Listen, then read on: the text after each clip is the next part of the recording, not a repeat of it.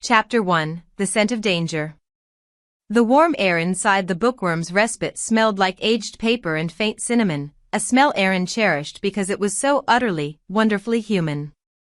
She traced the frayed edge of a Dickens novel, her fingers moving slowly, deliberately. In the chaotic symphony of Lycan senses, the scent of dust motes dancing in sunbeams was a fragile anchor. Stay present, she coached herself, pressing a cold, silver ring deep into her palm, a constant, mundane pain that helped drown out the inner beast. For 7 years, this small, coastal town had been her sanctuary, a silent agreement with the world. If I am quiet, I am safe. If I am safe, I am alive.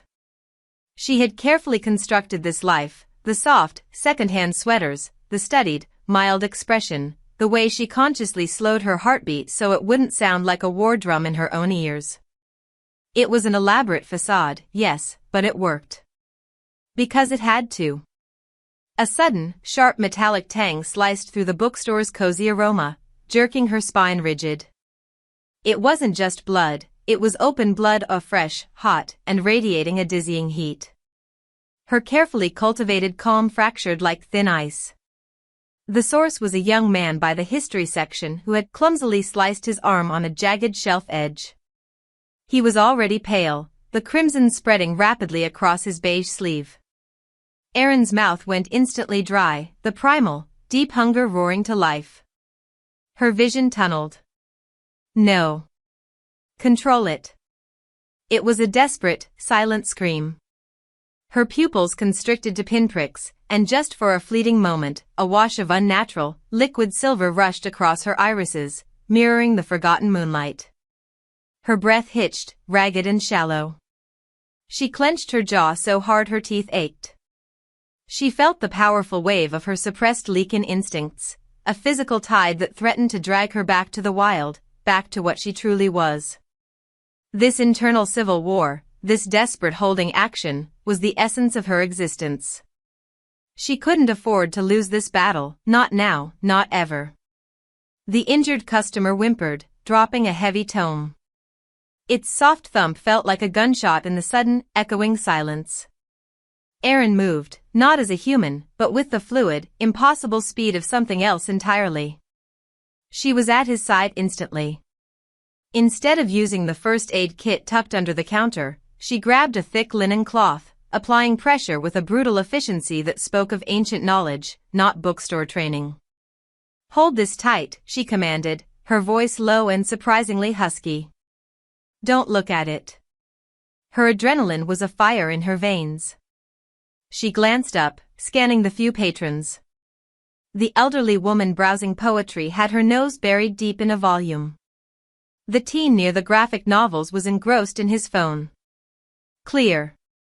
She began to breathe again, slow, measured puffs, fighting the lingering scent of iron and the ghost of her exposed silver eyes.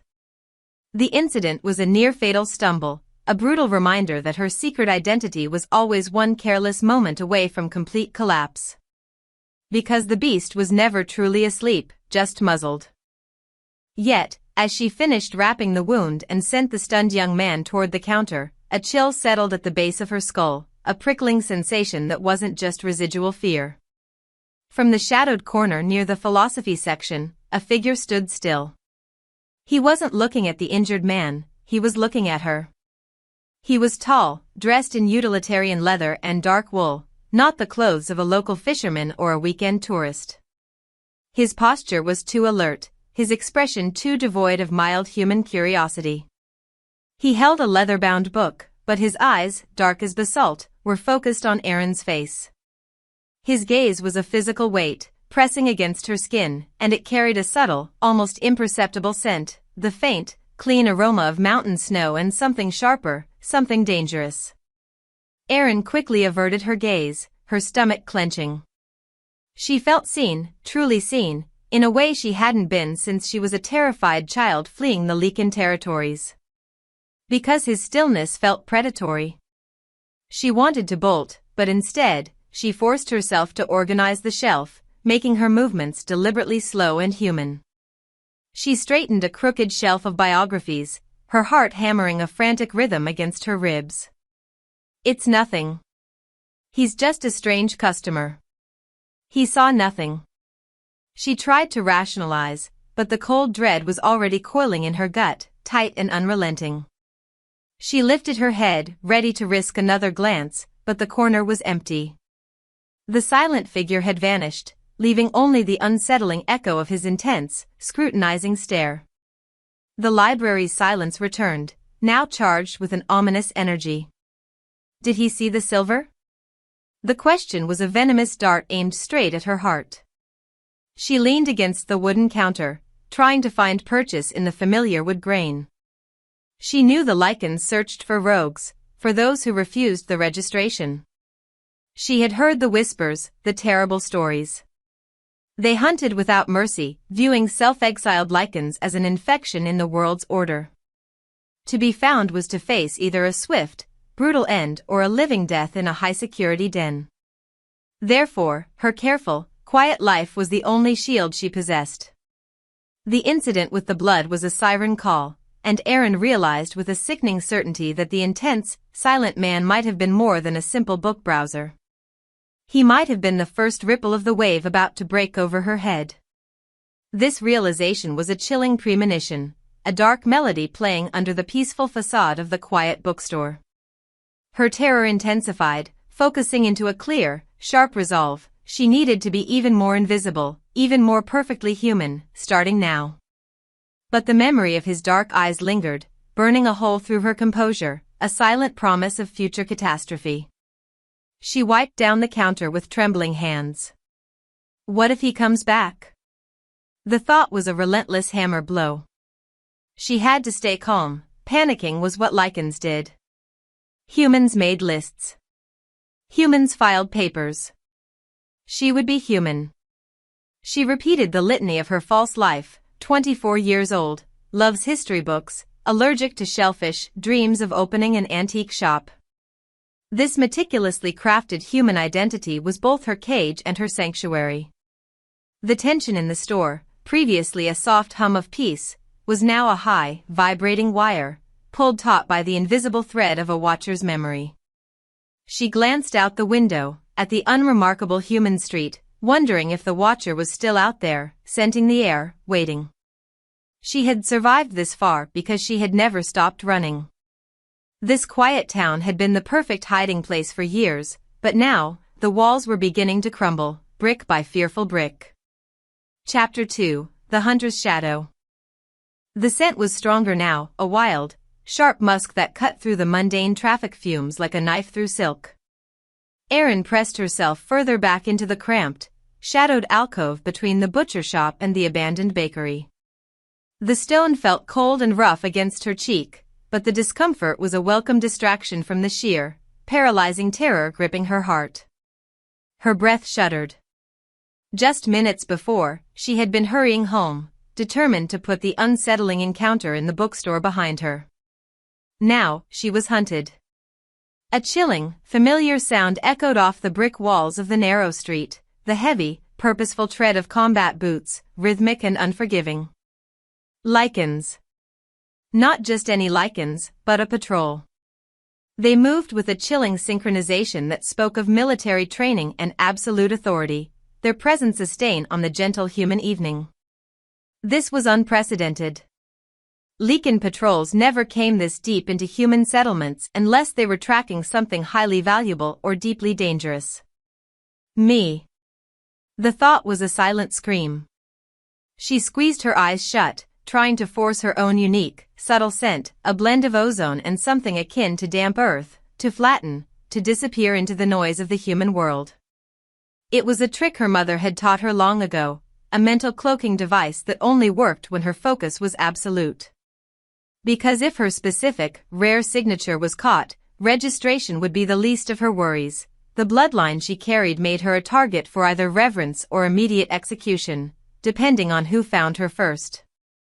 The patrol rounded the corner, a trio of colossal figures in dark, tactical gear that absorbed the meager streetlight. They were breathtakingly lethal, built like walking fortresses. The leader, a massive male whose shoulder width seemed impossible, stopped directly across from her hiding spot. She could feel the low thrum of his power, a subsonic vibration in the air that made her teeth ache. Her Lycan instincts screamed for flight, but she forced stillness. To move is to confess, her rational mind whispered, a desperate fragment of training. The leader lifted his head, a smooth, wolfish motion, and inhaled deeply. His eyes, though human, possessed an unnerving awareness. Unregistered feral, he rumbled, his voice a deep baritone that bounced between the buildings. The local scent is faint, but definitely here. Keep searching. Another warrior, leaner but equally imposing, paused. He looked less like a soldier and more like a hunter, his movements graceful and coiled. He moved his head slightly, sniffing the air with an almost delicate curiosity. His eyes, the color of moss agate, swept over the line of shadowed buildings, lingering, it seemed, for a fraction of a second too long on the dark crevice Arin occupied. He knows, she thought, a suffocating realization. She froze, suspending her breathing, willing her heart to slow from its panicked gallop to a subtle, manageable pulse. The pressure of his gaze felt like a physical probe. The patrol was hunting an unregistered feral, a term that carried the weight of a death sentence in the Lycan territories. Therefore, her current situation represented the exact opposite of the quiet anonymity she craved. The hunter-like warrior straightened, a muscle twitching in his jaw. Then, he spoke, his voice carrying a soft, dangerous resonance that seemed to vibrate the very air. Something else is here, too. Something familiar. A shadow of ozone and winter. He looked away abruptly, addressing his leader. A false trail, perhaps, Commander. It's too faint, too old. He purposefully dismissed the scent, covering for a truth he had likely felt in his own deep, primal core. Arin released the breath she didn't realize she was holding, the relief so profound it felt like vertigo. He let me go. Why? A critical, terrifying question hung in the air, unanswered. Because the Lycan warrior had paused, sniffed the air, and offered a strange flicker of protection. She immediately dismissed the hope. Lycans didn't offer mercy, they offered dominance. He must have recognized the faint, ancient marker of her powerful bloodline and chosen not to escalate the situation in a minor human town. The patrol continued its methodical search, their powerful forms disappearing into the darkness of the street. Arin waited another 5 minutes, the silence pressing in on her now. She wanted to weep from the sheer, exhausting tension. She knew the rules. Exposed means death or enslavement. Her mother had always warned her that the Lycans were not just strong, they were absolute. Their laws were built on a millennia of survival, and individual freedom was a meaningless human concept. Thus, the only path was continued flight and perfect deception. She finally stepped out of the shadow, her legs weak. Her heart, however, was thrumming a new, unsettling rhythm, a blend of desperate fear and a rising tide of shame. I am a wolf hiding among sheep, she realized with brutal clarity. Her refusal to embrace her true self left her vulnerable, dependent on the fickle mercies of strangers, or enemies, like the warrior who had just let her walk free. This was not survival, this was waiting for the axe to fall. She needed to reach her apartment, pack a bag, and leave the town she had called home. The scent of ozone and cold fear followed her like a second shadow. Chapter 3: The Voice of Exposure. The night air had turned cool, carrying the salty tang of the distant ocean. Arin moved through the empty, familiar lanes, but the town felt alien now, hostile. Every shadow was a lurking threat, every gust of wind the sound of pursuing footsteps. She tried to convince herself that the Lycan patrol was gone, their hunt concluded elsewhere, but the heightened awareness, the agonizing prickle on her skin, refuted the assurance. She was walking with a rigid control, her muscles coiled tight, the memory of her near discovery an electric shock running through her nervous system.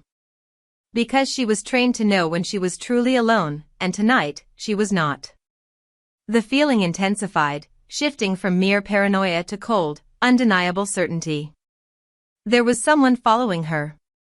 The steps were softer than the patrol's, less military, but more relentless. They matched her pace with an uncanny, silent precision. Her instincts, the deep, wild part of her that she constantly suppressed, screamed a primal warning. She fought the urge to accelerate, to melt into the dark. Instead, she turned sharply into a small, overgrown alleyway, a shortcut she knew only locals used. It was a testing ground. If the shadow followed, it was deliberate. The shadow followed. A low-hanging branch snagged her worn jacket. Arin stopped dead, the sound of her own ragged breathing loud in the enclosed space. Every nerve ending was ablaze. The follower stopped too, just at the alley's mouth. She could feel the heavy presence, the sheer, intoxicating gravity of a dominant Lycan male, but she felt no hostile scent, only the unique, unsettling aroma of pine and clean rain, and something else, authority, absolute and untainted. Shift. The desperate thought was a reflex, urging her to unleash the raw, protective power of her wolf, to fight or flee with the speed she was capable of. But the decades of fear, the ingrained shame of her own identity, were stronger. I am human. She clung to the lie as if it were a life raft, refusing to surrender to the power that would save her. She stood frozen, a statue of terrified denial, consciously pushing down the nascent burn of the fur, the lengthening of the claws. This rejection of her true self, this fatal hesitation, was the most dangerous flaw in her character. It nearly became her epitaph. A massive form moved suddenly from the darkness, a blur of shadow and strength. Before she could gasp, a heavy hand clamped over her mouth, pulling her back against a hard, unyielding chest. The scent of pine and clean rain overwhelmed her senses, intoxicating and terrifying. She twisted, bucking wildly, bringing her elbow back hard, instinctively aiming for a vital spot. Fight! Her subconscious roared, and a split-second flicker of her suppressed Lycan strength, raw and untamed, surged. She twisted powerfully, leveraging her weight, but it was like struggling against a granite pillar. The iron grip didn't loosen, and her powerful movement didn't budge him an inch. Just as she was about to unleash a purely Lycan kick, a move that would shatter bones, a deep, commanding voice, rich and resonant with a primal bass note that vibrated through her bones, cut through the dark. It wasn't a question, it was an accusation, delivered with an intense, captivating quality that froze her in place. Why, the voice rumbled, the word of physical force against her ear, is a Lycan pretending to be human? The hand dropped from her mouth. Arin didn't need to turn to know who it was. The sheer, overwhelming dominance in his voice, the chilling realization of utter exposure, confirmed it. It was Kael, the Lycan Prince, the leader of the patrol's inner circle, the one whose power had felt like a thrum in the air. He had known all along. Her carefully constructed life had imploded in that single, crushing statement. Her heart plummeted, a painful anchor dragging her into an abyss of despair. Because he was not merely a threat, he was absolute justice in this world. She stood there, trembling, defeated, her mind racing for a denial, a plea, anything. But the scent of her own, raw fear and the overwhelming power of his presence stripped her of speech. She was seen. And to be seen was to be condemned. The air crackled with a dangerous tension, a promise of violence and unavoidable destiny. This confrontation, inevitable and terrifying, was the breaking point she had spent her entire adult life running from. Chapter 4, Broken Sanctuary. The air in the alley was thick with ozone and the dizzying, dominant scent of the male pressed against her back. Arin's breath hitched, a strangled sound of terror and fury trapped in her throat. She tried to deny the truth, tried to cling to the wreckage of her human identity, but the immense, undeniable power radiating from the Lycan Prince, Kael, was too real. His chest was hard, a wall of muscle that held her effortlessly captive. His accusation, "Why is a Lycan pretending to be human?" echoed the ultimate betrayal of her past, the sacrifice she had made to survive. She twisted violently, desperation lending her a temporary, frantic strength. She fought not just the man, but the truth he spoke. "You're wrong," she spat, her voice surprisingly strong despite the inner tremor.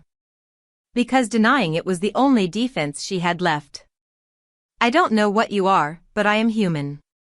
The lie tasted like ash. Kael responded with a low, rumbling sound that was not quite a laugh, not quite a growl, a sound that spoke volumes about his ancient, regal wolf. The sound of deep, predatory amusement. He didn't tighten his hold, instead, he leaned closer, his breath hot against the sensitive skin of her neck, a sensation that was alarmingly intimate and deeply humiliating. Your pulse is a hummingbird trapped in a cage, he murmured, his voice laced with mocking velvet. Your scent is fear and rain, and underneath all that cheap human perfume, there is the sharp, silver tang of a forbidden bloodline. He shifted, turning her to face him, his hands resting heavily on her shoulders. Arin was forced to look up into his eyes. They were the color of molten gold, focused and utterly uncompromising. In that searing gaze, the last vestiges of her human facade crumbled.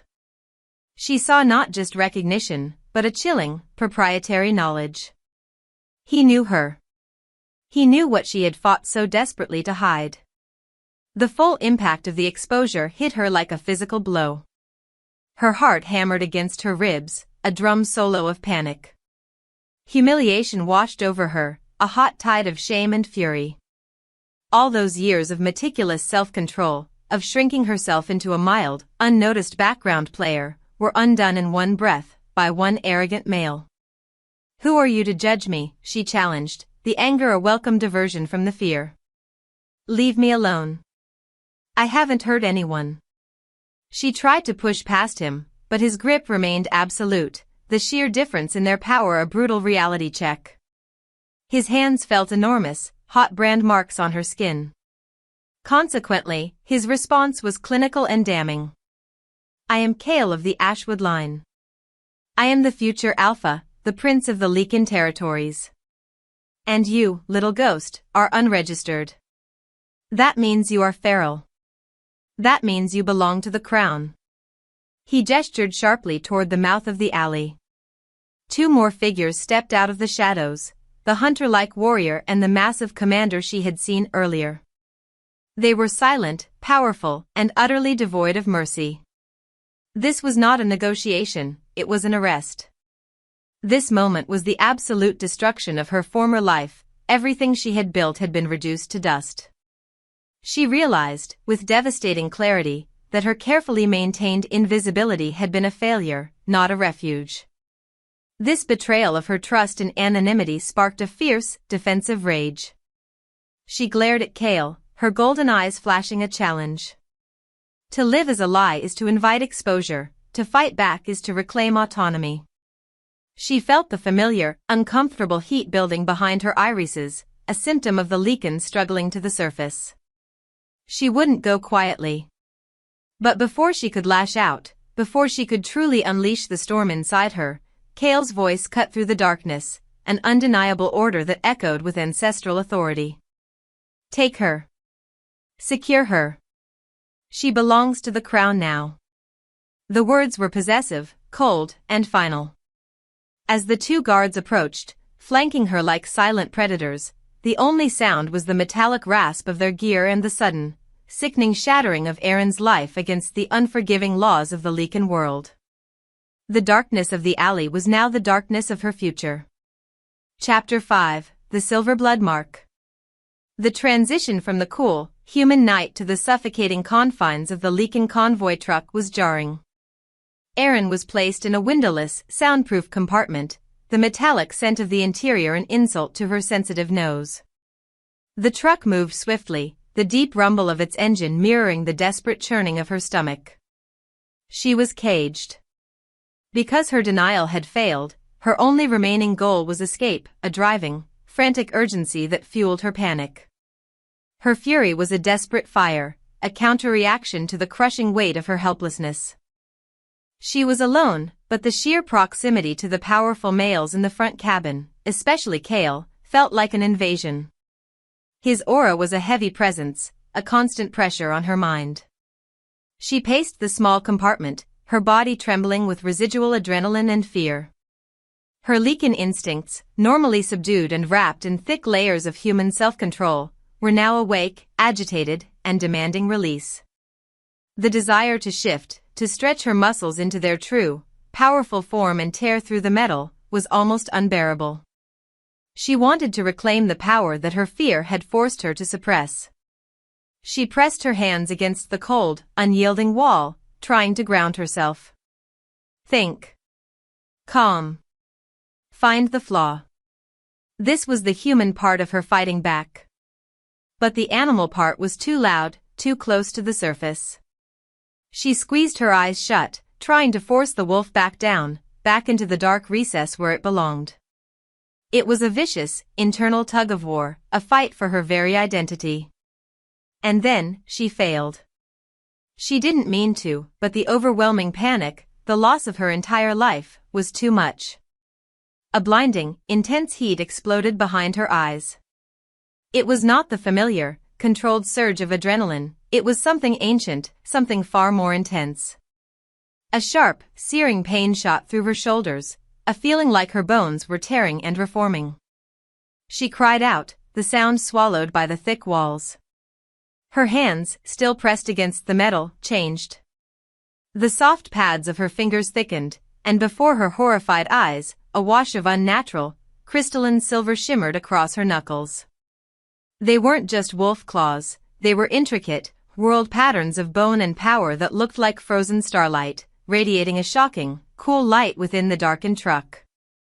Consequently, this was the mark of the silver blood, the forbidden, royal lineage she knew nothing about. The transformation was momentary, involuntary, and incomplete. She immediately forced the pain down, horrified, yanking her hands away from the wall as if they were burning. She stared at them, trembling. They looked normal again, human, but the phantom sensation of the immense power, the terrifying, otherworldly shift, remained. What was that? The silver light, the overwhelming power, it was nothing like the typical Lycan shift she had read about in dusty library books. She was not just a rogue Lycan, she was something forbidden, something catastrophic. The truck suddenly swerved and braked sharply, the violent jolt throwing her against the wall. The door of her compartment flew open, and Kael filled the doorway, his eyes blazing, his posture radiating a primal intensity she hadn't felt before. He had stopped the convoy. He had felt the shift. He was staring, not with anger, but with a complex mix of shock, realization, and something akin to awe.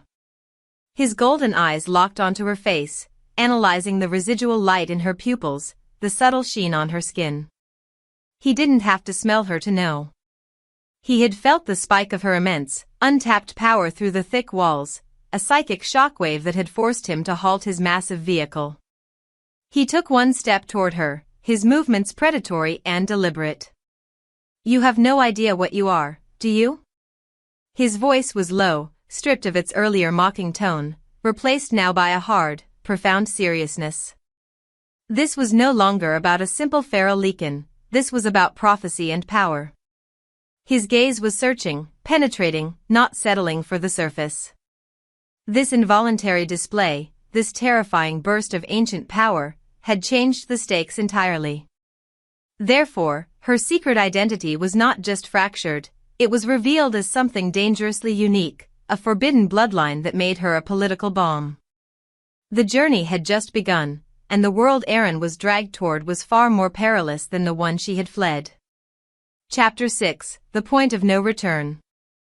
The interrogation room was cold, sterile, and smelled faintly of disinfectant, a stark contrast to the rich, living sense of the wild Lycan forest they were now deep within. Arin sat across a polished steel table from Kael. She was still reeling from the silver light incident, the phantom pain in her bones a constant, unsettling reminder of the power she could not control. Kael looked tired but intensely focused, the prince's mask momentarily slipping to reveal the ruthless, intelligent mind beneath. The guards remained outside the thick, reinforced door.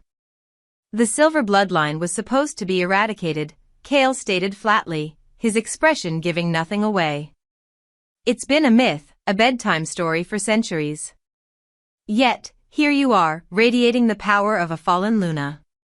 He leaned forward, his elbows resting on the steel table. Tell me your name, your family, your mother. Tell me why you hid this in a human town. He didn't shout, his authority was quiet, absolute, and far more intimidating. Arin met his gaze, refusing to be cowed. Her fear had started to transmute into a stubborn, defensive resolve. I have no family. My name is Arin. I hid because your laws would kill me for being something I didn't choose to be. She spoke the words with acid certainty, letting the years of accumulated resentment pour into the dialogue.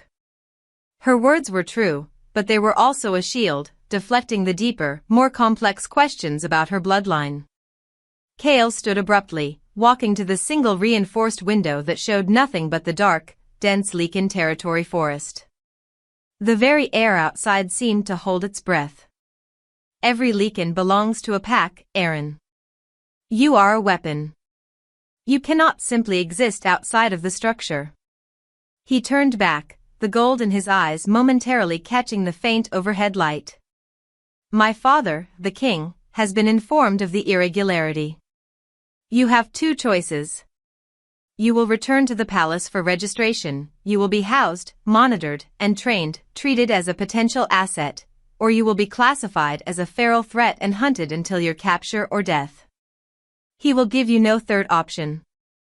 He walked closer, his proximity an overwhelming sensory experience. His proposal was a choice between two prisons, one of iron, one of velvet. This was the pivotal moment, the point of absolute and irreversible decision. She had always believed she could simply disappear, but Kael was offering a stark, binary choice that ripped away that illusion. She looked at the steel walls, then at the man before her. To choose to be hunted was a fast, brutal end. Choosing the palace meant entering the heart of the world that had terrified her, accepting Kael's dominance, and learning to live as the thing she despised, a Lycan. The shame was a bitter pill, but the instinct for survival was stronger. Therefore, she had to choose the lighter cage. She clenched her fists, her knuckles white. I choose to survive, she stated, the concession tasting like defeat. I will go to the palace. The words felt heavy, binding her to a destiny she didn't want. As she spoke to them, she knew that every path back to her old life was now thoroughly blocked. She was stepping willingly into the maw of the monster. This decision wasn't just a change in location, it was a fundamental shift in her internal landscape, moving her from denial to reluctant engagement. A brief, sharp smile touched the corner of Kael's mouth, a flash of victory. Wise choice, Arin. Now, we begin. He opened the door, and the massive commander stepped in, his expression impassive.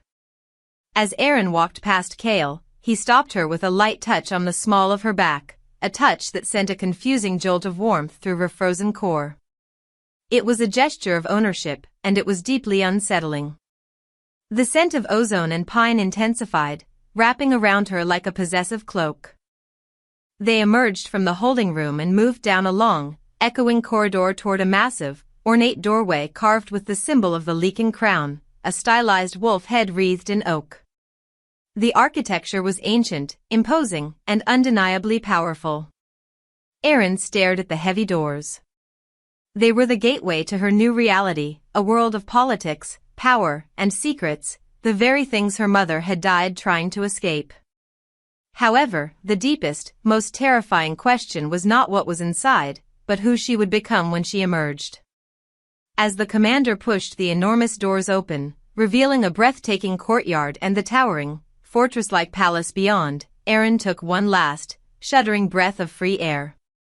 The doors slammed shut behind her with the resonant, final thud of a coffin lid, marking the definitive point of no return. The palace gates had closed, sealing her fate within the heart of the Lycan world. Chapter 7, The Silver Accelerant. The palace, named Ashwood Hold, did not smell like a home, it smelled like power, cold stone, old magic, and thousands of years of accumulated Lycan dominance. Arin's senses, already heightened by fear and the proximity of so many dominant wolves, were overwhelmed.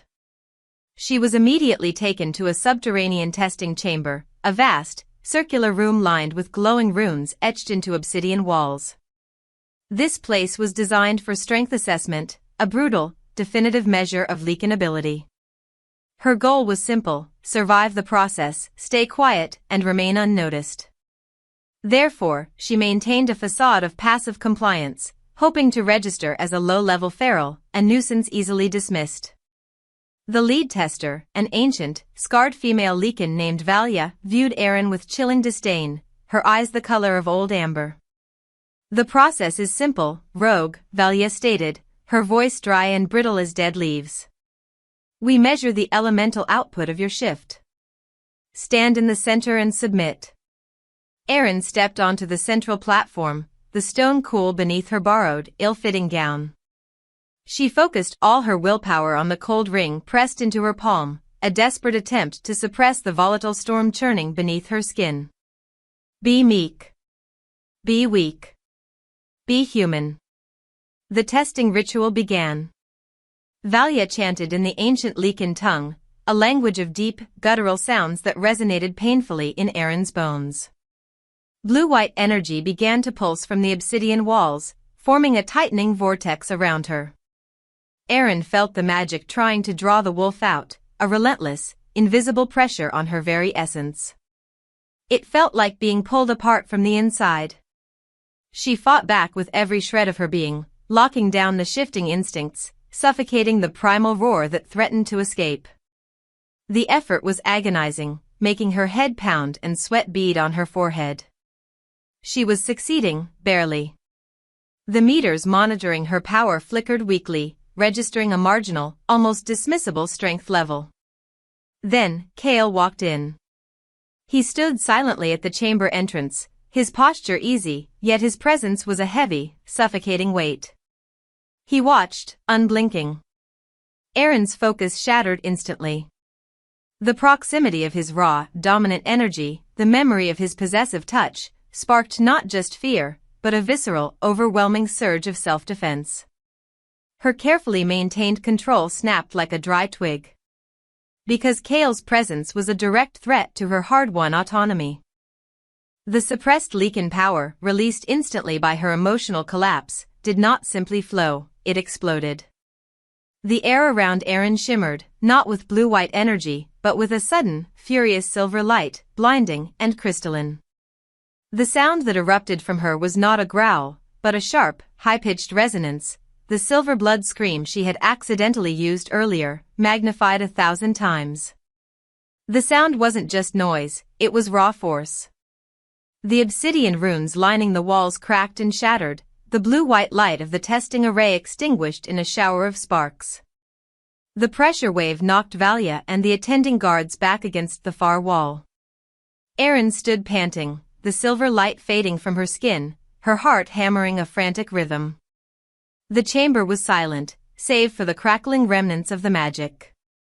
She hadn't shifted fully, but the sheer force of her latent, elemental energy had destroyed the diagnostic equipment. Valia slowly pushed herself up, her face a mask of shock and dawning dread. She approached the broken console, retrieving the last, volatile reading. Her eyes widened in genuine terror. "The silver accelerant," Valia whispered, her voice barely audible. "The blood of the High Luna, thought to be extinguished by the High Council centuries ago."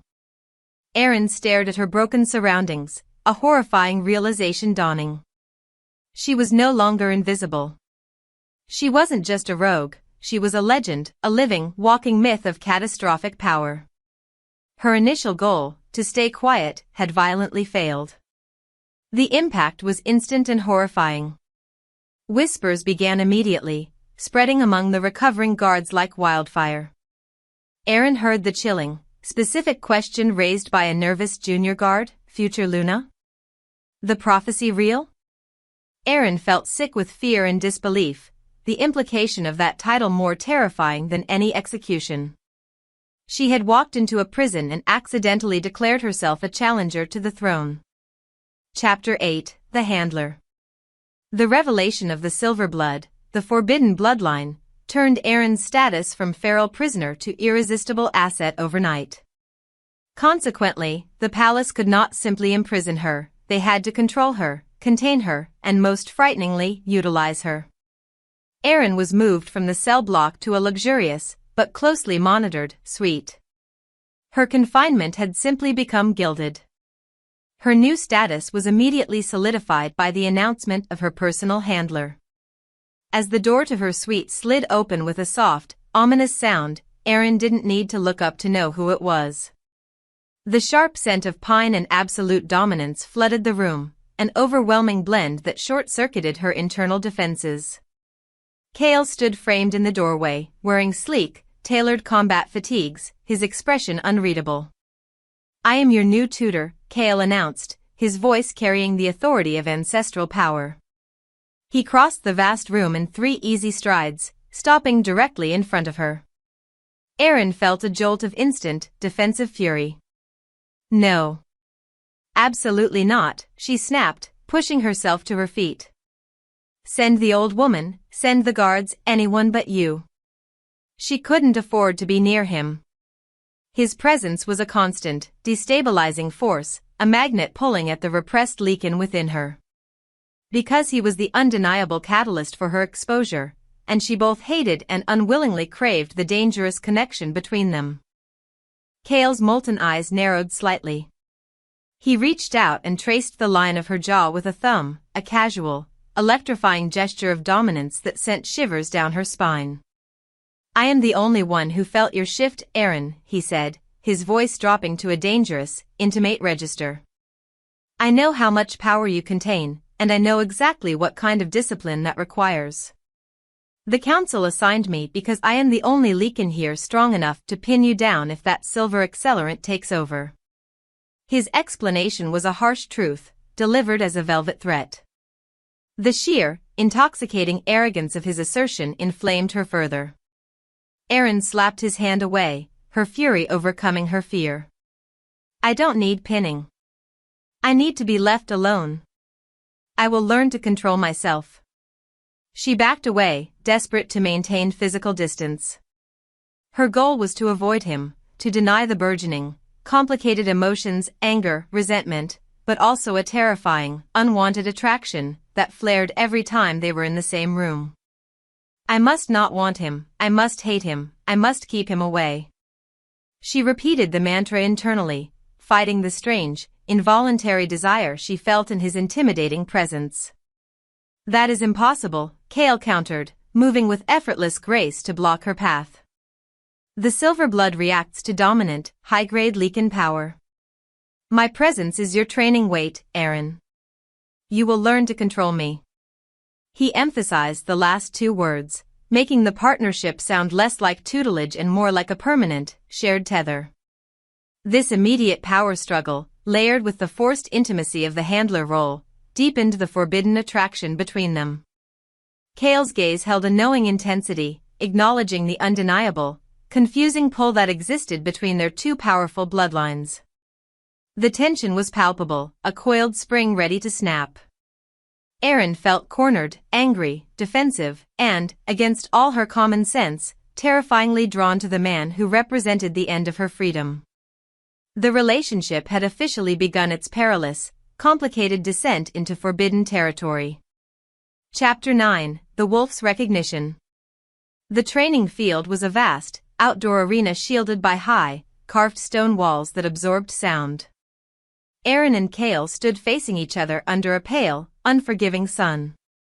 Kael's lesson was simple, yet brutal. Arin must maintain her human form while facing an elemental blast of his Lycan power. It was a baptism by fire, designed to force control through sheer, painful necessity. For that reason, Kael offered no mercy, no gentle coaching, only relentless, focused power. He started small, releasing a controlled burst of energy, a wave of sheer, concussive Lycan force that slammed into her chest, stealing her breath. Arin staggered back, the impact jarring her teeth. She fought to stand, forcing the pain down, clinging fiercely to her human shape. Her goal was to prove her strength, to show him she was not a fragile thing to be dominated. Her emotion was pure, defiant resolve. To truly survive this world, she had to master the thing that tried to kill her. This was the core lesson. They continued the sparring for nearly an hour. Each successive blast grew stronger, forcing Arin closer and closer to the breaking point. The heat in her blood was unbearable, the pressure on her bones immense. Shift. Fight. Release the wolf. Her instincts roared for relief, for the sheer power of transformation that would allow her to meet his attack with her own. Finally, Kael delivered a powerful strike, a surge of golden light that felt like a physical blow from a battering ram.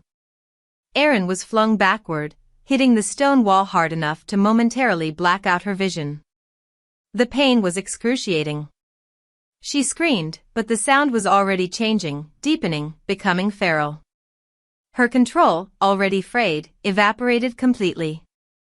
She didn't fully shift, but she accessed a primal, untamed aspect of her wolf. She lunged forward, not as a human, but as a pure, instinct-driven engine of rage and survival. Her movement was too fast to track, a gray and silver blur. A low, guttural growl ripped from her throat, a sound of ancient power and bloodlust. Her vision was a blur of primal instinct. She intended to maul him, to eliminate the threat, to assert her survival. Kael did not flinch. He met her charge with an effortless, breathtaking counter. He moved sideways, catching her mid-leap, spinning her around, and slamming her back against the stone wall. She was pinned instantly. Her chest was crushed against his. They were breathing the same air, their bodies locked in a violent, intimate embrace. The scent of her panic and his sheer, dominant male musk mixed in the humid air. The feral fury remained, but it was abruptly curtailed by the intense physical proximity to his strength. She looked up, adrenaline still raging, her eyes burning with the residual silver light. Kael's eyes were molten gold, dilated and intense, reflecting the shock and power of the moment. His chest rose and fell rapidly beneath hers. The fight had shaken him. He was breathing heavily, his entire body tense. He didn't move away, didn't release the pressure. They were locked in a stalemate, a moment where violence and desire were confusingly intertwined. He lowered his head, his lips hovering mere inches from her ear. His voice was raw, husky, and slightly shaken, stripped of all princely arrogance. "Your wolf," he whispered, the sound vibrating deep inside her, sending a dizzying wave of heat through her body, "knows mine." That statement was the new hook, the new layer of complication. It wasn't just a physical observation, it was a profound, primal recognition, an acknowledgement of a soul connection between their two powerful, opposing wolves. The impact of the moment was devastatingly clear. Their dynamic was not merely political or physical, it was destined and terrifyingly complicated. Arin's initial goal to resist the Lycan power was now impossibly entangled with her surging, unwanted desire for the very man trying to control her. They stood locked in the moment, the air thick with potential, hatred, and sizzling attraction. The training session had escalated into the first major test of her heart, a test she was rapidly failing. Chapter 10, The Ghost of Luna. The whispered words, "Your wolf knows mine," had been a physical wound that refused to heal. It changed everything. Arin's forced proximity to Kael, previously a battleground of resentment and resistance, was now a minefield of confusing, volcanic desire. She couldn't focus on training, she could only feel the ghost of his touch, the primal recognition of their intertwined power.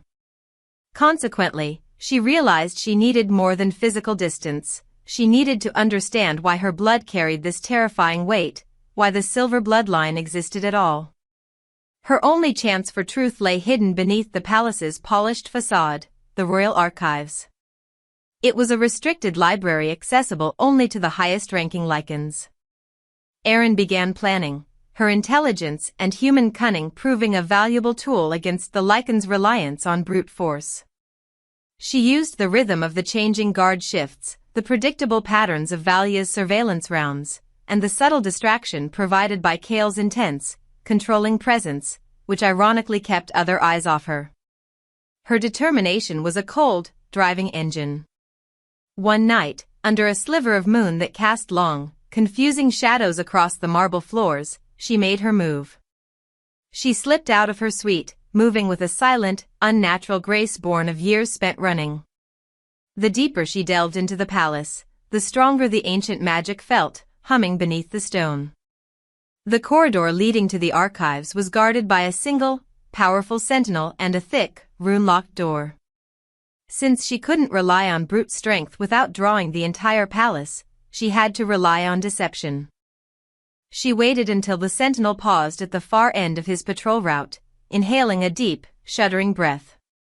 She released a precise, low-level surge of her silver blood power, not enough to shatter walls, but enough to create a momentary, intense wave of psychic disorientation, a pure hit of power disguised as a sudden migraine. The sentinel instantly clutched his head, momentarily stunned. That was her window. Arin rushed forward, pressing her hand to the rune-locked door. Instead of forcing it, she concentrated, allowing a thin, silver energy to bleed from her palm. The energy was not destructive, it was persuasive. The lock, recognizing the forbidden, ancient signature of the High Luna bloodline, silently unlatched, obeying the ghost of its ancient mistress. She slipped inside. The archives were enormous, a cavernous space filled with scrolls and tomes bound in leather and sealed with royal wax. The air was dry, preserving the secrets of millennia. Arin moved quickly, the scent of history and forgotten magic enveloping her. She searched the forbidden section marked Lineage Extermination and finally located a heavy, iron-bound volume. Its title, written in archaic Lycan script, chilled her to the bone, The Fall of the Silver Luna. Consequently, her anxiety soared, replacing her determination with a growing sense of dread. She pulled the book onto a reading stand, cracking open the brittle pages. The history revealed the Silverbloods were not rogues, but the true, original ruling line, Lunas, who possessed the rare elemental power to heal or destroy, Lunas meant to rule beside the Ashwood King. Her mother, the last documented Silver Luna, was painted as a powerful, volatile threat. But then, Arin reached a hand-drawn portrait on an aging parchment. The image was perfectly preserved, hauntingly familiar. It depicted a woman with her exact eyes, her distinctive bone structure, her hair woven with silver threads, her mother. This was not a myth, this was her direct, personal history. Tears stung Arin's eyes, mixing with a surge of fierce, protective loyalty. Her past, previously a blank canvas of fearful escape, was beginning to crack open, revealing a tragedy she was now caught in. Chapter 11, Midpoint Betrayal. The portrait of her mother, gazing back at her from the ancient parchment, had frozen Arin in place. The truth, that she was descended from rulers, not monsters, was both a dizzying revelation and a crushing weight. She had only minutes before the sentinel recovered. She needed to escape, to process this devastating shift in her identity. Therefore, she clutched the parchment, preparing to flee the restricted space. A deep, resonating voice cut through the silence of the archives. Looking for family secrets, little Luna? Kael stood at the archive's entrance. He hadn't been fooled by her ruse, he had followed her scent, curious about the flicker of power he had felt. His face was etched with a profound mix of anger and sorrow, his molten eyes dark. Arin whirled around, instantly defensive, concealing the portrait behind her back. "Stay away from me," she warned, her voice trembling. "You lied to me. You kept me a prisoner." Kael didn't advance. He simply stood there, radiating a raw, complicated sadness that pierced her anger. "I didn't lie about your power. I didn't lie about your bloodline being dangerous. But I have always known the truth of the lineage." His words hung heavy in the air, weighted with unspoken history. He looked utterly defeated, the facade of the arrogant prince completely gone.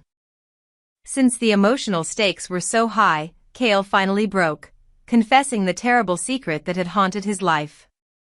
"Your mother was Luna to the former king, my uncle," Kael revealed, his voice a low, painful rasp. "She was a political threat.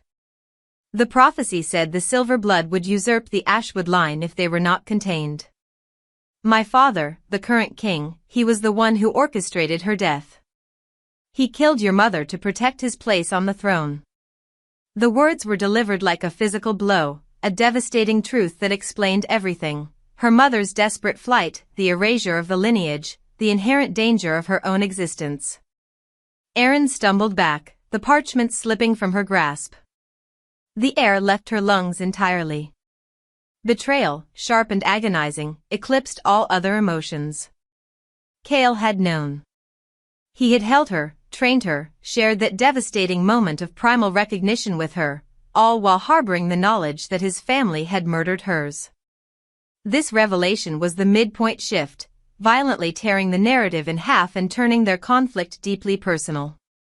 The physical distance between them was irrelevant, the emotional chasm was now vast and irreparable.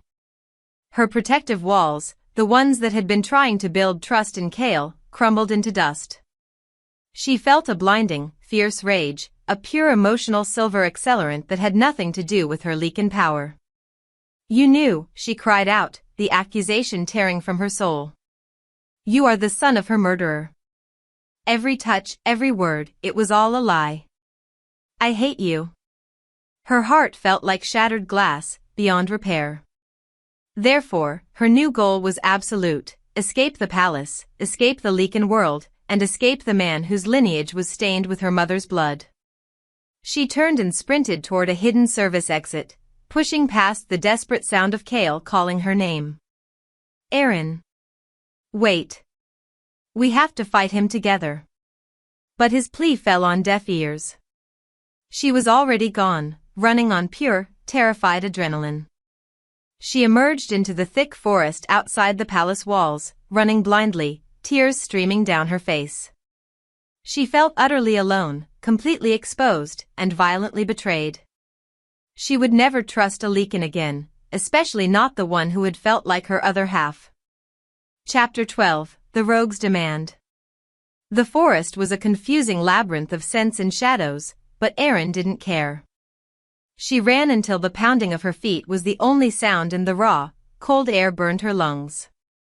Her human clothes snagged on low-hanging branches, tearing her skin, but the physical pain was a merciful distraction from the searing, emotional agony of Kael's betrayal.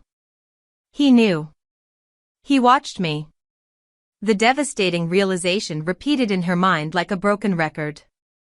Her escape wasn't just physical, it was a desperate, psychological flight from the man she had almost started to trust. She had been running for perhaps 20 minutes when she realized she wasn't alone. The heavy scent of Lycan was strong again, but this time, it was different. It wasn't the clean, mountain pine of Kael's bloodline. This scent was earthy, wild, and carried the unmistakable metallic edge of deep-seated resentment and uncontrolled rage, the smell of rogues. These Lycans weren't palace guards, they were the kind of unregistered wolves she had been warned about, the ones who had rejected the structure entirely. Before she could change direction, shadows detached themselves from the surrounding trees. They were 7 large, powerful males, moving with silent, coordinated aggression. Their eyes were feral, untamed, and alight with savage intelligence. They didn't growl, they simply surrounded her, cutting off every path of escape. Arin was trapped. Her heart sank, realizing she had run directly from one cage into a far more dangerous one. The leader stepped forward, a colossal male with scarred features and eyes like polished jet. His expression was a triumphant snarl. The Silver Luna, he announced, his voice a harsh, joyful rasp. We have been waiting for the scent of your power to bloom, Arin. The prophecy states you were meant for us. He had used her name, confirming their knowledge of her history. Because they hadn't just found her, they had been hunting her specifically. Arin stood her ground, refusing to show the paralyzing fear gripping her. I don't belong to anyone, she challenged, instinctively accessing the simmering heat of her silver blood power, ready to fight. She was broken by Kael's lie, but not defeated. The rogue leader merely laughed, a cynical, ugly sound. Oh, but you do. The Ashwood King destroyed our packs and stole the throne from your mother's people. We need your power to reclaim what is ours. You are our weapon, our symbol, our destiny." As they closed in, the leader struck with blinding speed, a heavy fist connecting with her jaw. Arin tasted blood and collapsed instantly, her head spinning with dizzying pain. The impact shut down her rising power, leaving her vulnerable and frail. The last thing she saw before the world tilted into darkness was the triumphant, predatory gleam in the rogue leader's eyes. Just before consciousness left her completely, she heard a sound far in the distance, a furious, high-pitched alpha roar, a sound of pure, unadulterated madness. It was Kael. He had discovered her scent trail, and he was coming. The roar was laden with desperation and savage, protective fury. "I will burn the world to get her back," the roar seemed to promise, echoing through the moonless woods. Arin drifted into unconsciousness, a terrible, final understanding washing over her. She was a pawn caught between two warring Lycan factions, hunted by the son of her mother's murderer, and now possessed by the rogues. Therefore, the stakes had escalated to the absolute maximum, confirming that her existence itself was a declaration of war.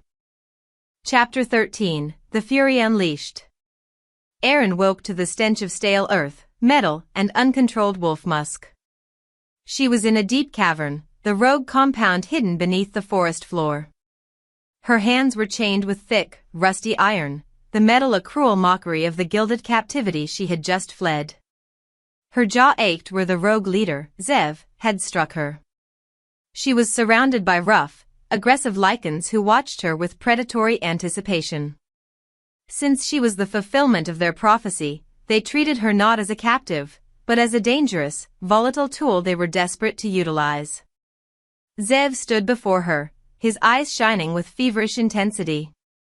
"The time for hiding is over, Silver Blood," he snarled, pacing the damp earthen floor. "The king's patrols are closing in. You will shatter the tunnels and scatter the guards. Unleash the accelerant. Prove the prophecy." His command was absolute, a demand for immediate, catastrophic violence. Arin's immediate goal was survival, but she refused to be controlled by another dominant male. Her emotional state was a furious blend of terror and hardened defiance. "I won't follow your orders," Arin whispered, testing the limits of the chains. The cold iron bit into her wrists. Because she despised the king who murdered her mother, she equally rejected the rogues who only saw her as a means to power. She tried to access the cool, focused center of her human mind, but the combined pressure of the rogue's pack dominance and Zev's intense gaze made rational thought impossible. Zev grew impatient. He approached her, grabbing her hair and pulling her head back sharply, forcing her to look into his feral eyes. "You choose defiance over destiny? Then we will make you shift." He signaled his warriors. Two massive males moved to stand on either side of her, their hands reaching for her clothes, intending to inflict pain and shock her into a primal, uncontrolled transformation. The violation was the catalyst Arin needed. The threat to her body, the ultimate invasion of her autonomy, triggered something beyond mere panic. It ignited the core of the silver blood power. It was not a controlled release, it was a desperate, uncontrolled explosion. To fight the true evil, she had to accept the necessary evil of her own power. A blinding, white-hot energy erupted from her core, not the focused light she had seen before, but a wild, destructive force. She didn't fully shift, but her scream, the primal, elemental silver blood roar, tore through the cavern. The sound was unbearable, a catastrophic wave of sonic and psychic energy. The iron chains on her wrists instantly dissolved into dust. The air pressure dropped so violently that Zev and his warriors were flung backward as if struck by an invisible, powerful truck. The very stone of the cavern walls began to crack, spider webbing outward from the epicenter where Arin stood. Dust and debris rained down. The roof of the cavern buckled. The roar didn't just hurt, it devastated the compound, instantly destroying half the underground space and collapsing the main tunnel entrance in a deafening landslide of earth and stone. Arin sank to her knees, panting, the immense power receding, leaving her utterly drained, physically and spiritually annihilated. The rogue warriors were stunned, injured, and terrified, but they were not dead. She had saved herself, but the aftermath of her power was horrifying. I am a weapon, she thought, the realization ringing with cold certainty. She could no longer pretend she was anything remotely human. Consequently, the terrifying, untamed nature of her power confirmed that her old life was utterly lost. She was now defined by this catastrophic strength. Just as the surviving rogues began to stir, intent on recapture, a shadow fell over her. Not a rogue, but a flash of gold and dark armor. Kael. He had followed her scent trail through the forest, arriving moments after the collapse. He moved with a devastating speed, instantly neutralizing Zev's attempts to rise. Arin collapsed completely, her body heavy and unresponsive, into the waiting, strong arms of the one man she had vowed to hate forever. Chapter 14, The Tender Shield. The transition from the violent, rubble-strewn cavern to the quiet, protective warmth of Kael's hidden den was a dizzying blur. Arin woke to the soft scent of moss, pine, and Kael's powerful, clean musk. She was lying on a soft bed of furs in a small, concealed cave, deep in the territory, miles from the palace and the destroyed rogue compound. Her body ached, a constant throb of residual pain from the silver blood roar, but the worst of the physical distress was gone. Kael was tending to her. He was kneeling beside her, his expression weary and intense. He was applying a cool, herbal poultice to a deep scrape on her arm, his large hands moving with unexpected gentleness. Therefore, the image of the ruthless Lycan Prince was temporarily replaced by the image of a devoted caregiver, a conflicting image that further fractured Arin's emotional defenses. She watched him work, the absolute silence between them charged with unspoken turmoil, the recent betrayal, the violent fight, the undeniable connection. Why? Arin rasped, her voice hoarse from the sonic blast. Why did you come for me? You could have let the rogues keep me. Since she truly believed his lineage made him her enemy, his rescue felt like a confusing, dangerous paradox. Kael stopped his ministrations, his golden eyes locking onto hers. They were dark with intensity and exhaustion. I tracked your scent, he admitted, his voice low, almost a murmur. I heard the collapse. I felt the surge of your power. It was terrifying and magnificent. He paused, avoiding her gaze for a brief moment. I came because you are my responsibility, Arin. And whether you believe it or not, you are mine to protect. The word mine was possessive, but in this isolated, intimate space, it sounded less like a threat of ownership and more like a declaration of absolute protection. The attraction, previously forbidden and suppressed, snapped. It was too intense, too close, too rooted in shared power and danger to ignore. Arin reached out, her fingers brushing the powerful muscle of his forearm. The touch was instantaneous, electric, sending a powerful wave of warmth through her. She felt safe for the first time since her mother died. This man, the son of her enemy, the epitome of the world she fled, was her shield. To deny the bond now was to deny the one safe harbor she possessed. He turned his head slowly, recognizing the surrender in her touch. Their eyes met, and the air thickened, humid with unspoken desire. All the rage, the betrayal, the political differences, they melted away, leaving only the raw, undeniable chemistry between their wolves. Kael leaned closer, his scent, pine and ozone, wrapping around her. Their breath mixed, ragged and shallow. She felt the heavy, thrumming rhythm of his heart against her ear as he gently lowered his head.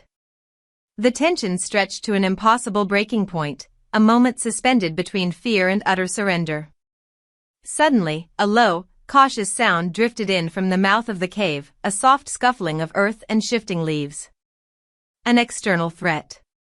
Kael's head snapped up instantly, his entire demeanor changing from tender protector back to lethal warrior in a single heartbeat. The moment of intimacy, the nearly sealed bond, was violently interrupted, leaving a searing trail of frustration and burning desire in their wake. They were safe for now, but the world was still hunting them. Chapter 15, The Crown's Destiny. The danger had passed, it was only a lone deer seeking shelter. But the interruption served as a sharp reminder, they were fugitives, and their fragile alliance was temporary, existing only because they were currently alone in the wild. Kael immediately returned to business, the memory of their near kiss still burning in the air between them. Therefore, he addressed the central, devastating truth she had avoided, her destiny. The rogues knew exactly who you were, Arin, Kael stated, standing guard near the cave entrance, his voice firm. Zev wanted to use your power to challenge the Ashwood line. But it's deeper than rebellion. He paused, choosing his words carefully. The prophecy isn't just about destroying my father, it's about replacement. The Silver Blood Luna is destined to replace the Ashwood Luna and rule at the Alpha's side. Arin felt a chilling cold despite the furs. What does that mean? It means I am currently promised to another, Kael revealed, the admission cutting through the charged atmosphere. Princess Alara of the Southern Territories. Our union is key to maintaining peace among the packs.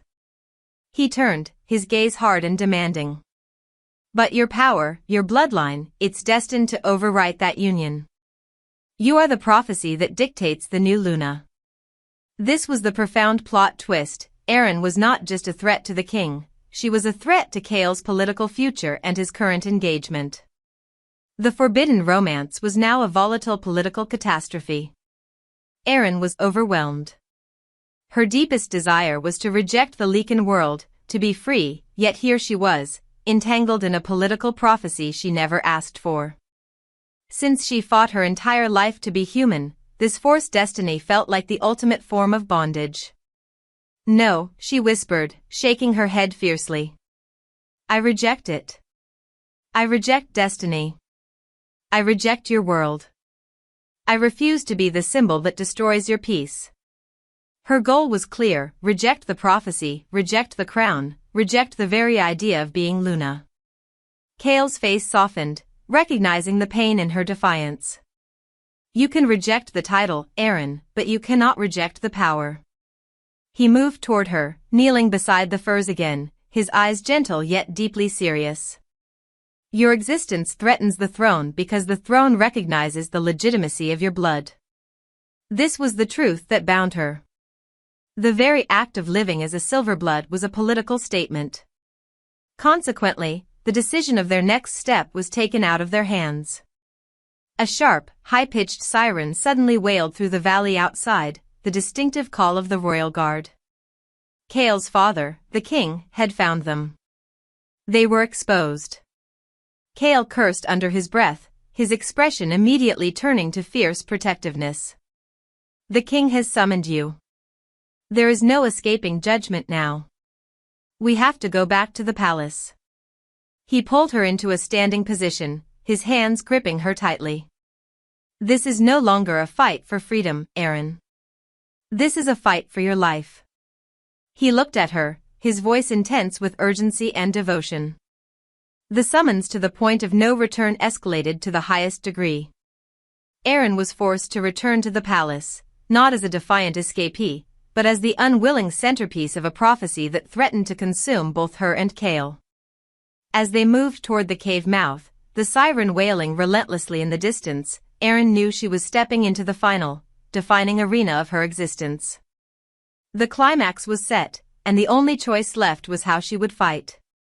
Chapter 16, The Council's Verdict. The transition back to Ashwood Hold was brutal.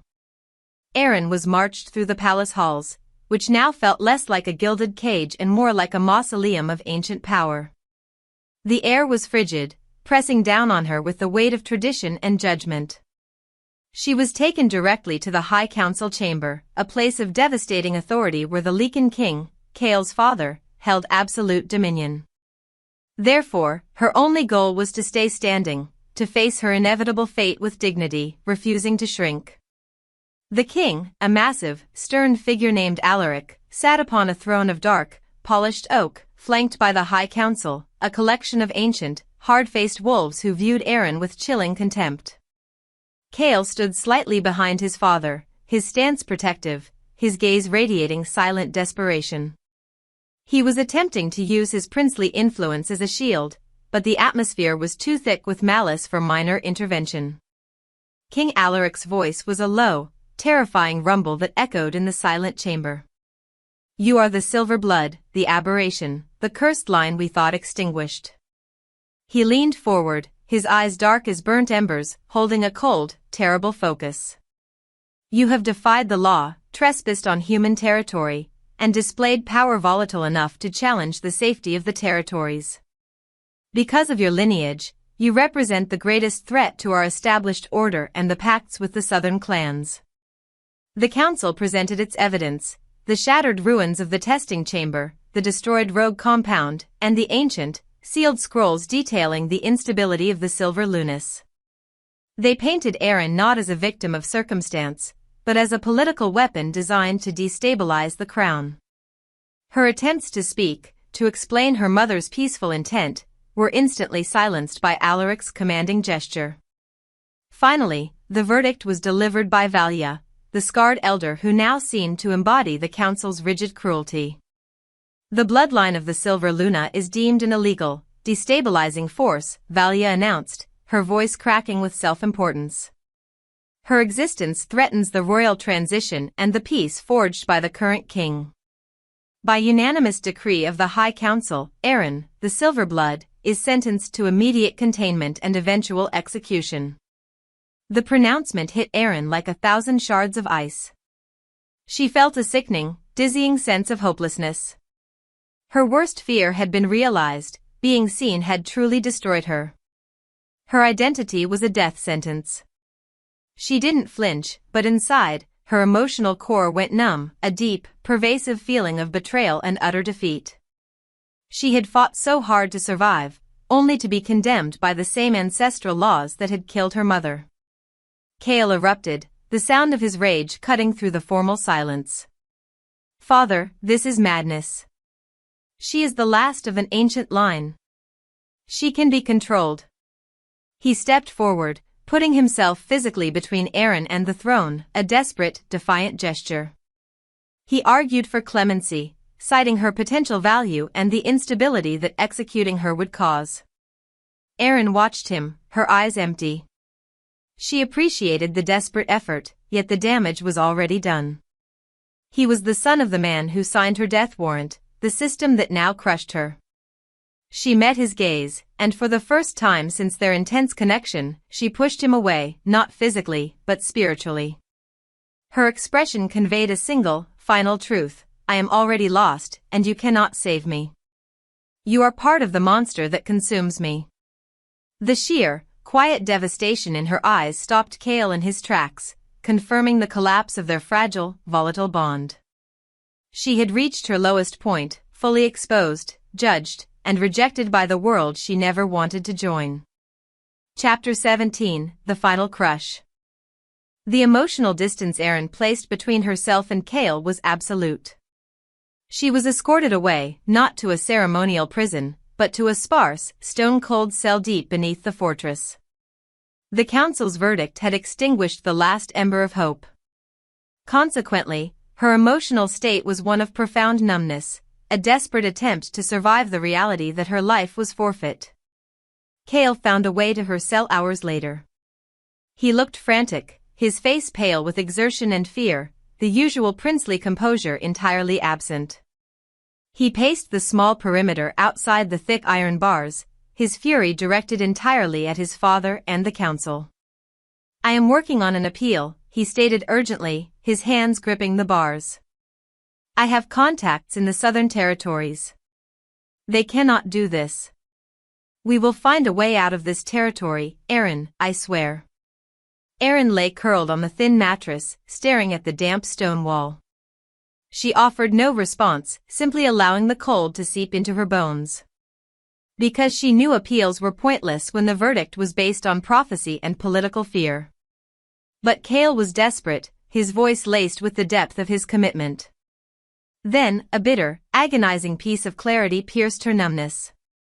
She realized the truth Kael had omitted during his hasty confession in the archives. He had told her his father orchestrated her mother's death. He had not told her the full, cold context. Valia, the lead council member, had casually mentioned the king's prophecy orders. Arin pulled the pieces together, the brutal reality slicing through her despair. She sat up slowly, her movement deliberate and quiet, the lack of passion more damning than any scream. "Your father didn't just orchestrate it," Arin whispered, meeting Kael's gaze across the bars. "He ordered it under the council's ancient law. He killed her because she was a direct, legitimate threat to his life and his claim." Her voice held no anger, only a devastating realization. "And you knew part of this truth, Kael. You knew the fundamental danger of the prophecy your family used to murder mine, and you hid that knowledge when you dragged me back here." The air went silent, charged with the crushing weight of the full revelation. Kael froze, his powerful frame momentarily collapsing in defeat. He knew she had found the missing piece of the puzzle. He couldn't deny the political reality or the inherent, protective deception that came with his title. Therefore, his failure to offer the full, cold truth was interpreted by Arin as the final, absolute betrayal. She realized he was more devoted to the structure of the crown than he was to justice for the silver bloodline. "I tried to protect you," Kael choked out, his voice raw with pain and guilt. "I kept the full details of the edict hidden because I was afraid you wouldn't trust me, Arin." "And you were right," Arin cut him off, her voice finally cracking with pain. "You are not my protector. You are the heir to my mother's executioner. There is nothing left between us."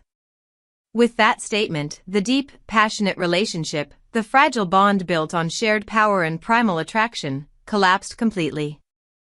It was the emotional death of their connection, a devastation far greater than any prison sentence. As Kael stood broken by the bars, the fortress suddenly shook. Not from an earthquake, but from a calculated, powerful impact. Distant alarms began to wail. Rogues. Zev and his surviving warriors, fueled by Arin's silver blood surge, were striking the palace. The sound was the perfect symbol of the chaos Arin's existence had created, a chaos she was powerless to stop. Chapter 18, The Invisible Cage. The rogue attack was a desperate, tactical gamble. The entire palace plunged into chaos. Guards rushed past Arin's cell, their scent heavy with adrenaline and fury. Kael was immediately pulled away by two senior lieutenants, forced to join the defense of the palace's inner circle. He spared Arin one final, agonized look of apology and promise, but she registered none of it. Her mind was already pulling inward, seeking refuge. The chaos outside was irrelevant. Arin had hit her all as lost moment, the psychological bottom of her arc. She was alone, defeated, and utterly empty. The prison bars weren't the real cage, the conviction that her identity was a source of pain and death was the true confinement. She lay back on the thin pallet, shivering, letting the darkness of the cell consume her. She had rejected her Lycan side to survive, and it resulted in her imprisonment and death sentence. She had embraced her power for a moment, and it led to betrayal by the man she desired. The core emotional realization was, to be seen as herself meant annihilation. Therefore, she chose the only refuge left, invisibility. She mentally withdrew, extinguishing the last flicker of her conscious Lycan energy. She refused to feel, refused to fight, refused to exist as the silver blood. She called for her wolf, that primal, fiery essence that had carried her through the fight with Zev, the wolf that had recognized Kael. But the wolf did not answer. The wolf, battered by her rejection, her fear, and the sheer weight of her despair, retreated into the deepest silence. Arin felt nothing in response, only a cold, devastating void where her power, her purpose, and her rage should have been. Her identity was shattered. She had become what she feared most, invisible again, but this time, the invisibility was internal, an empty shell where a powerful warrior once stood. The cold comfort of nothingness was her final surrender. The silence of her internal void was profound, heavy, and final. It was the moment of total collapse. She lay motionless, waiting for the executioner, having lost the will to live, having utterly rejected the who and what she was. The darkness of the cell pressed in, thick and absolute. Suddenly, a sound broke the oppressive silence, not the wail of a siren or the roar of an attacking wolf, but a soft, crystalline whisper, seemingly emanating from the very stone of the cell wall. It was a voice filled with ancient love and profound power, a voice Arin had heard only in her deepest, suppressed memories. "Daughter, rise." The whisper faded instantly, leaving behind only the ghost of an impossible warmth in the freezing cell. It was the voice of her mother's spirit, a flicker of ancestral fire in the deepest, darkest moment of her despair. It wasn't a demand, it was a plea for survival, a command to reclaim the power she had just rejected. Arin did not move immediately, but the sound lodged deep in the core of her frozen heart, a new, unexpected seed of defiance planted in the ashes of her absolute defeat. The lowest point had been reached, and the final push was about to begin. Chapter 19, The Silver Luna's Awakening. The ancestral voice, the tender, fierce command of her mother's spirit, "Daughter, rise," was not a comfort, it was a powerful, psychic shock to Arin's system. It tore through the numbness she had cultivated, replacing despair with a sharp, clear surge of clarity. She realized her surrender was the ultimate disrespect to her mother's sacrifice and the final victory for King Alaric's cruelty. She had been hiding and shrinking for too long, both from the world and from herself. Consequently, the time for quiet survival was over, the time for decisive action had arrived. Arin sat up, the cold iron walls of the cell suddenly feeling less like a tomb and more like a chrysalis. The chaos of the rogue attack still raged above, the muffled sounds of battle providing a desperate backdrop for her internal struggle. She reached inward, not with fear or denial, but with profound acceptance. She sought the wolf she had pushed away, the powerful, instinctual essence she had rejected as monstrous. "I am the silver blood. I am the daughter of Luna. I am a warrior." She repeated the statements, not as lies, but as absolute, undeniable truths. She found the wolf curled deep in the abyss of her consciousness, shivering, wounded, and exhausted from her neglect. Instead of commanding it, Arin spoke to it with a tenderness she had never allowed herself. "We are one. They tried to break us both. We rise together." The response was immediate and overwhelming. A fierce, electric warmth flooded her core, radiating outward to her fingertips and toes. It was the return of her power, but it felt different now, not chaotic or accidental, but controlled, anchored, and utterly her own. The pure, untamed rage was transmuted into cold, focused resolve. The wolf was back, and it was stronger than ever. Arin stood, her body straightening with a new, uncompromising posture. She was no longer wearing the human guise of the quiet bookseller. She was the Silver Luna. The full, exhilarating shift began instantly, painlessly, and with breathtaking speed. It wasn't the agonizing transformation of the past. Her body elongated, muscles swelling with immense power, and her skin erupted in thick, pristine fur that shimmered with that impossible, crystalline silver light. Her bones cracked and reformed in a symphony of primal strength, not a sound of injury, but a sound of reclamation. She was breathtakingly magnificent. The silver blood form was not just powerful, it was unique, more agile and fiercely concentrated than the dark, heavy forms of the Ashwood line. Her eyes, liquid silver, burned with focused intensity. Because she had accepted her dual nature, the transformation was flawless, a perfect fusion of human intelligence and primal power. She turned toward the thick iron door of her cell. She didn't use her devastating sonic scream, she didn't rely on chaotic magic. She simply approached the bars, placed one large, powerful silver-furred hand on the cold iron, and channeled the concentrated heat of her new, controlled power. The metal didn't break, it liquefied, melting instantly with a soft, hissing sound. Smoke billowed, smelling of ozone and purified metal.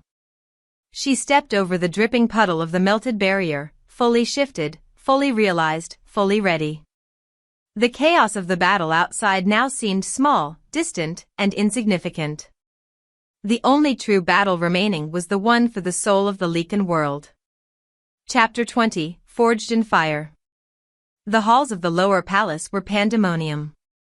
Rogue Lycans, desperate and snarling, were fighting viciously against the heavily armored royal guard.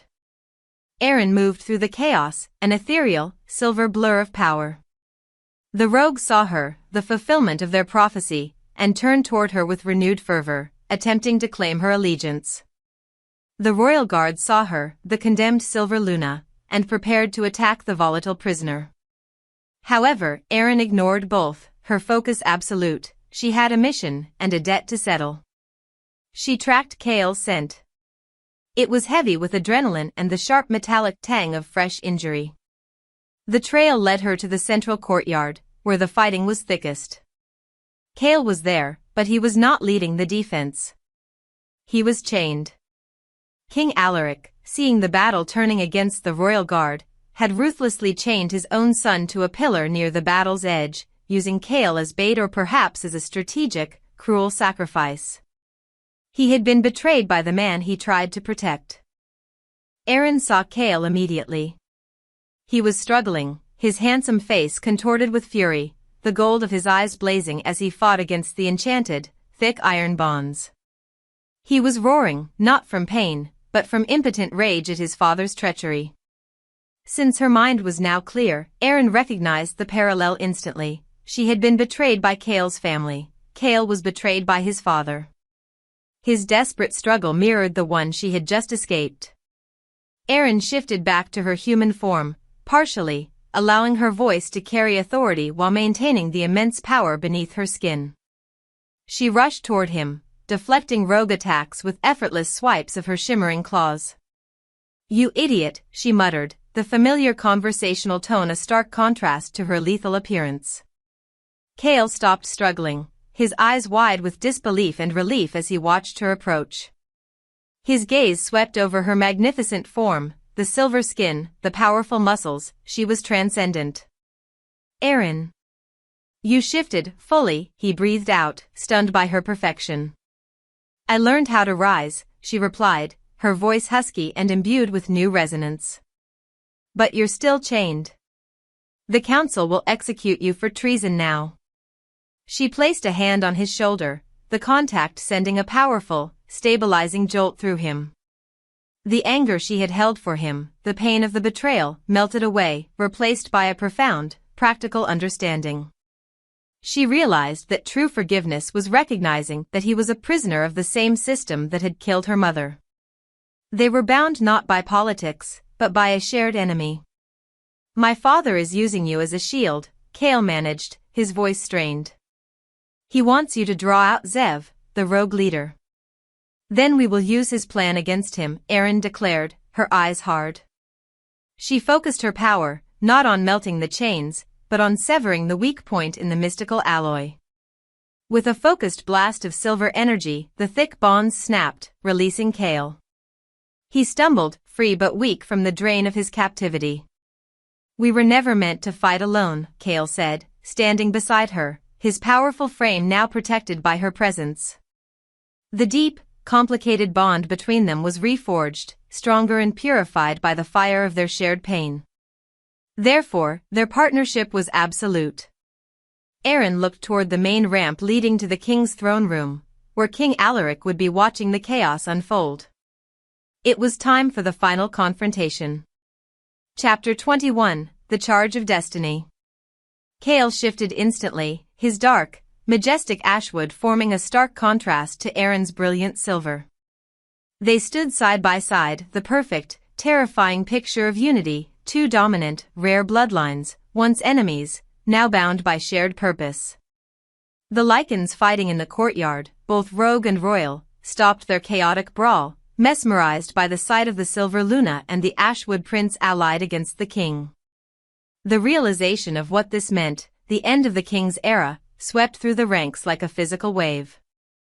Arin's heart hammered, not with fear, but with fierce, focused determination. She had faced down her fear, reclaimed her power, and forgiven her ally. This was the moment of her true transformation. Her goal was no longer survival or escape, it was justice and the establishment of a new, inclusive order. The final obstacle was the king, the representative of the old law that crushed life in favor of power. She started walking, not running, toward the main ramp leading to the upper citadel. Her pace was slow, measured, and absolute. Kael matched her stride perfectly. They were leading a charge, not of an army, but of two individuals walking toward their destiny. "We let the rogues and the guards fight each other," Arin instructed, her voice cutting through the noise. "Our fight is only with the king and the council." As they began their ascent, a rogue warrior, desperate and foolhardy, lunged at Kael. Kael met the attack effortlessly, a dark, devastating blur of motion, dispatching the rogue with a swift, clean maneuver. Arin did not hesitate, did not flinch. She maintained her focus on the throne room doors. To falter now was to betray the mother who sacrificed everything. They reached the top of the ramp. The massive, golden-laid doors of the throne room were in sight. The final confrontation was only seconds away. Arin's senses were incredibly sharp. She could feel the king's arrogance radiating from the room, mingling with the cold, brittle fear of the council members. She took a deep, steadying breath, the scent of the coming victory already sweet in her nostrils. Kael paused just before the doors, his golden eyes filled with admiration and profound realization. He looked at Arin, truly seeing the transformed woman who stood beside him, unafraid, powerful, and utterly whole. He placed a massive paw on her shoulder, a gesture of respect and partnership. His voice, deep and resonant, was a declaration of surrender and respect to her newfound sovereignty. "You were never meant to bow, Arin," Kael stated, the final, perfect affirmation of her transformation. His statement acknowledged that her power, her existence, was sovereign and should never have been subjugated. Arin simply nodded, her silver eyes blazing with fierce resolve. She placed her own silver hand on the door. It was time to fulfill the prophecy, not as a pawn, but as the true ruler of her own destiny. The massive doors burst inward, not shattered by power, but simply thrown open by the force of their unified will, revealing the terrified king waiting within. Chapter 22, Climax, The Silver Roar. The throne room was a scene of controlled terror. King Alaric, imposing and furious, stood before his throne, surrounded by the High Council, their faces pale with fear. He had expected Kael, perhaps, but not the terrifying, unified front of his son and the magnificent silver Luna he had sentenced to death. Arin and Kael stood at the chamber entrance, their combined aura, dark, primal majesty blending with brilliant, ethereal power, a physical force that suffocated the room. Therefore, the final confrontation began not with dialogue, but with the terrifying silence of absolute, unavoidable judgment. Alaric recovered quickly, his eyes narrowing into slits of pure venom. "Treason. You dare stand against your king, Kael? You side with the aberration that murdered your uncle and threatens our very existence?" The king's accusation was a final, desperate attempt to divide them, to exploit the wound of the past. Kael stepped forward, his massive frame shielding Arin momentarily. "The aberration is the law that demands the death of the innocent, father," he stated, his voice ringing with newfound clarity and authority. "You murdered her mother to consolidate your own power, hiding behind an outdated prophecy." The public exposure of his crime was the king's first major defeat. Arin moved past Kael, drawing the king's entire, focused fury onto herself. She was still partially shifted, the shimmering silver fur accentuating her warrior's posture. She looked directly at Alaric, her silver eyes burning with the fire of ancestral justice. She felt the king's desperate magical defenses rising, the ancient wards he had erected to protect himself. He intended to fight her physically, relying on brute Lycan force and the power of his throne. "Your reign ends here, Alaric," Arin declared, her voice low and resonant, echoing with the authority of the High Luna. She did not raise a claw, she didn't need to. Her fight was a battle for moral supremacy, a rejection of the violence that defined his rule. To truly win, she had to master her power without succumbing to the brutality of her enemy. Alaric lunged, a terrifying blur of rage and bulk, aiming for the lethal blow. Arin stood perfectly still. Just before his claws connected, she released her power, not the destructive, raw scream of the cavern, but a focused, controlled blast of elemental force. The sound was the true silver blood roar, distilled and aimed with surgical precision. It was not a weapon of pain, but a wave of pure magical anti-power. The roar struck the king, not his body, but the ancient, dark magic wrapped around his throne and his heart. The magic Alaric relied upon instantly shattered. The king stumbled, suddenly weak, his eyes wide with shock as his protective wards and the illusion of his absolute power evaporated. He was just a strong, old wolf, stripped of his inherited magic. Arin had disarmed him completely. Consequently, her transformation was complete. She had proven herself worthy of being seen, not through destruction, but through ultimate mastery and control. She stepped back, panting, spent from the focused exertion, but victorious. She looked at the king, broken and staggering, and made the final, profound choice of her arc. She chose mercy. She chose not to kill him, refusing to become the vengeful monster he had always feared. The silver bloodline will not be defined by the violence of the past, she announced to the silent council. You are stripped of your power, Alaric. You are judged. Kael stepped forward, his eyes full of both fury and respect for Arin's restraint. He looked at his father, the man who had betrayed both his son and the law. Kael was the heir, the new alpha, and the duty fell to him. With a swift, powerful movement, Kael delivered the final, non-fatal blow that knocked the king unconscious and ended his reign. It was the necessary execution of justice, delivered by the one who could not show mercy. Arin's transformation was complete, she was the architect of the new world. Chapter 23, The Rhythm of Relief. The immediate aftermath was a blur of sound and motion. King Alaric was carried away by silent, grim-faced guards. The High Council, their power broken, offered swift, groveling surrender. Valia, the lead elder, approached Arin not with contempt, but with profound awe, bowing her head. The chaos of the battle outside the throne room faded as news of the king's defeat spread through the palace ranks. The rogues, sensing the end of their struggle, either surrendered or fled into the forest. Arin, still weak from the exertion of the silver roar, finally collapsed onto the vast, soft furs near the dismantled throne. Kael was instantly at her side, his large, dark form a grounding presence. He gently lifted her into his arms, carrying her not as a spoil of war, but with the reverence of a partner. She was exhausted, raw, and utterly relieved. Because the fight was over, the future was suddenly, terrifyingly open. Kael carried her through the echoing halls of the palace. The Lycans they passed, guards, servants, high-ranking warriors, stopped and watched. They did not watch with fear or malice, but with a growing wave of cheering and acceptance. The Lycan society, weary of Alaric's tyranny and secret violence, recognized the justice and the profound power of the union they witnessed. The queen they had been taught to fear was now the hero who delivered them from the old order. In the safety of her former suite, Kael gently laid her down. He tended to her with painstaking, quiet care, his hands moving over her spent body, searching for injuries that were thankfully absent. His gaze was filled with a profound mix of relief, respect, and overwhelming love. He had risked everything for her, fought his father for her, and now, he watched her rise. You saved us all, Kael murmured, his voice husky. You showed them what true power looks like, Arin. He sat beside her, simply holding her hand, his massive presence anchoring her to the present.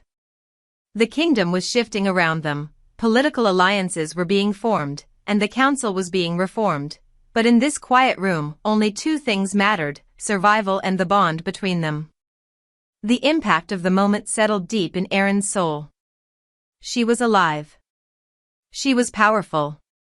She was loved. To accept Kael was to accept her own power, and to accept herself was to accept his love. The shame was gone, replaced by an absolute, peaceful acceptance of her magnificent, terrifying identity. The emotional catharsis was complete. She had faced her truth and survived the annihilation.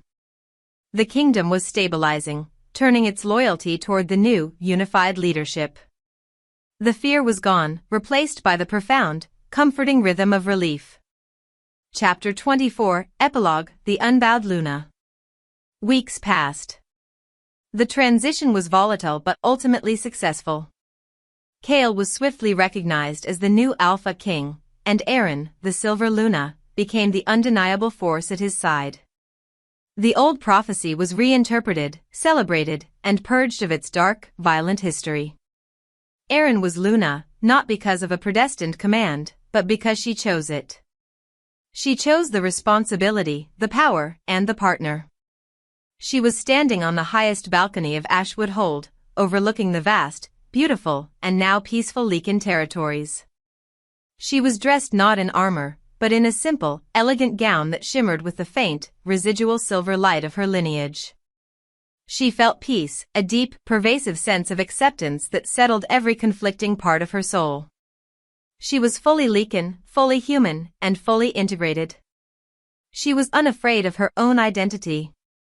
Kael joined her on the balcony, his arms circling her waist, his presence a constant source of stability and powerful affection.